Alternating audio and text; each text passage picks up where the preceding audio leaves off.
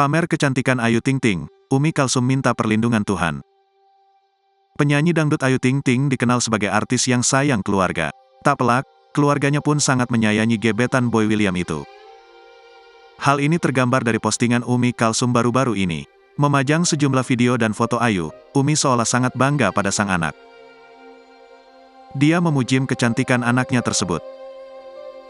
Masya Allah, cantiknya anak ibu, sehat selalu yenak dan selalu dalam lindungan Allah, amin. Ayu Ting Ting 92, tulisnya lewat akun @mom_aiting92. Postingan itu mendapat tanggapan dari warganet. Ada juga yang menghujat, dan ada yang membela. Kerja keras ya Ayu, cantik, humble, sayang keluarga, sukses selalu Kak Ayu. GK usah digubris mom, biarin saja mau komen apa, biasanya orang yang sirik iri dengki. GK boleh lihat orang bahagia, sehat selalu buat keluarga ATT. Masya Allah cantiknya Neng Ayu, sehat selalu ya Neng Ayu, komentar warganet.